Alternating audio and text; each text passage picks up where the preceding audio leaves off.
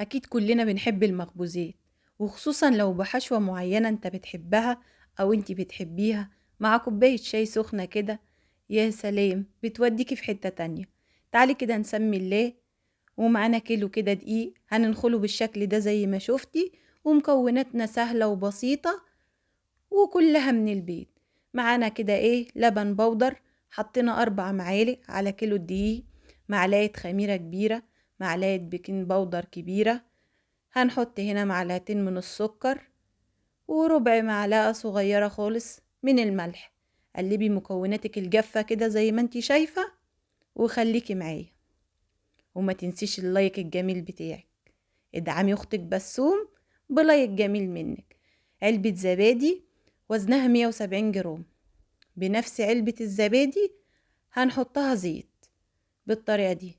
معلقة سمنة بلدي كبيرة، ولو مش متوفرة تقدري تبدليها بأي نوع سمنة أو زبدة عندك. بنفس كوباية الزبادي أنا خدت كوبايتين مية دافية. بالشكل ده هنعجن العجينة، وطبعا لو مفيش عجان هتعجني فيها لحد ما تاخدي قوام العجينة بالشكل ده كده. يلا كده نلم العجينة بتاعتنا زي ما انتي شايفة. عجينتنا حلوة، ملمسها حلو وجميلة. يلا بقى كده رشة زيت على الوش، مش محتاجين اكتر من كده. وغطي العجينة بتاعتك وسيبيها تختمر على حسب درجة المكان عندك. ولو مستعجلة عليها شغلي الفرن 10 دقايق واطفيه ودخليها في الفرن، هتخمر على طول معاكي. تعالي بقى نعمل الحشوة بتاع الفطاير بتاعتنا. النهاردة مش هنعملها جبنة ولا نوتيلا ولا حاجة، ده احنا هنعملها حشوة متينة تشبعنا وتسد جوع بالليل كده معانا. معانا هنا صدور من الفراخ، وطبعا تقدري تبدليها بلحمة او تقدري تبدليها بأوراق الفراخ على حسب المتاح عندك. ودي رشة سكر، رشيها كده على الفراخ بتدي الفراخ طعم حلو. التوابل بتاعتنا ملح وفلفل وكمون وكزبرة، معلقة من بهارات الفراخ، وكلها موجودة في البيت عندنا يا ست الكل. قلبيها كويس كده زي ما انتي شايفة بالطريقة دي كده. يلا بقى انزلي ببصلة متقطعة شرايح. ايوه كده. ايه يا بسوم، انت هتعملي شاورما؟ حاجة كده زي الشاورما، بس هنعمل العجينة بتاعتنا حاجة كده توديكي في حتة تانية. حباية من الطماطم صغيرة خالص عشان تدينا طعم حلو. احنا مش عايزين في الحشوة دي اي سوائل. يلا بقى فلفل معانا مقطعينه، وطبعا الفلفل اختياري. قلبي كويس كده لحد ما السوائل تختفي معاكي بالشكل ده كده. ايوه كده.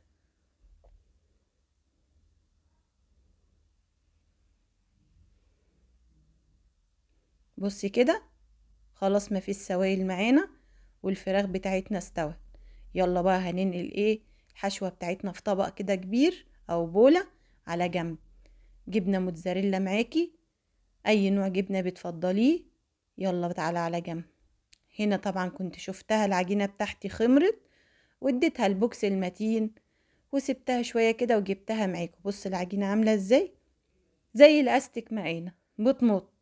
يلا بقى تعالوا هنقسمها كده على جنب عشان ما تنشفش مننا. وتعالوا بقى كده هنشكلها وهوريكم التشكيل عامل ازاي. يلا كده تعالي يا ست الكل. ايوه كده، لمي عجينتك بالشكل ده وقسميها كور كده تكون قد بعض. ايوه كده. يلا بقى نقسم العجينة بتاعتنا. ايوه كده. هنبتدي بقى نشكل العجينة بتاعتنا كده زي ما انتوا شايفين. وطبعا مش عايزة افكركم، لو لسه ما اشتركتيش يا ريت تشتركي. لو حاسة ان انت بتستفيدي مني يا ريت تشتركي اللايك والشير بيدعم القناة وبيدعم الفيديو، بيخليه يتشاف. حبايبي اللي بيسعدوني دايما وكومنتاتهم الحلوة واللايك الجميل بتاعهم.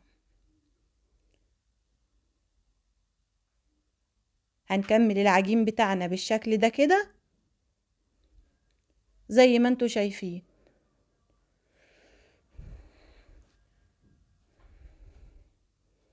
ايوه كده.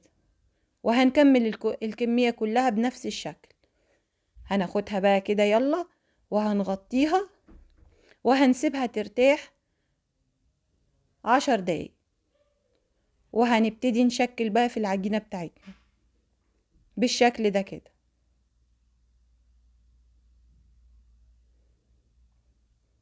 غطيها وسيبيها ترتاح، وهناخد اول كورة عملناها وهنفردها بالطريقة دي كده. ايوه كده.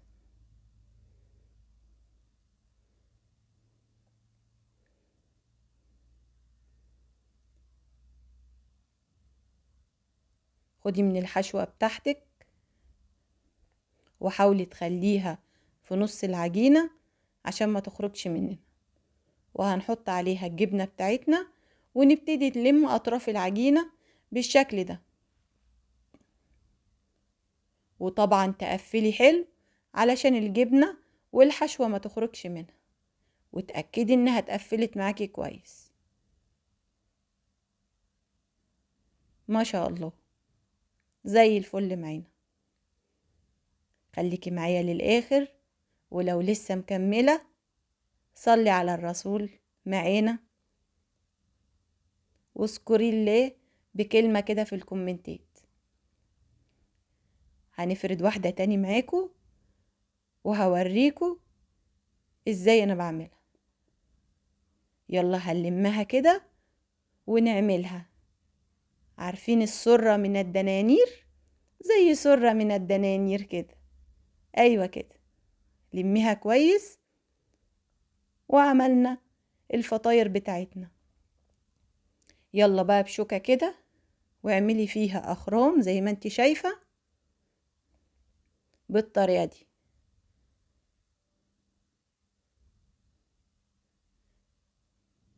هندهن الوش بفرشة كده من اللبن او الحليب، عشان في ناس بتقول على اللبن رايب، لا ده مش رايب، ده حليب. يلا كده، من غير بيض، من غير فانيليا، من غير زيت، من غير اي حاجة. عجينتنا حلوة واحنا ظابطين فيها السمن والزيت بتاعها.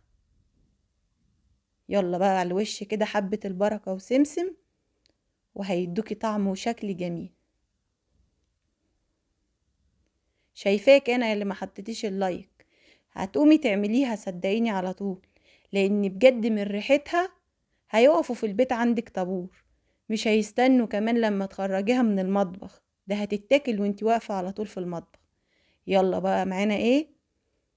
الصاج التاني. هنعمل برضو اخرام كده زي ما انتوا شايفين بالطريقة دي، وزي ما عملنا في الاولاني هنعمل في التاني.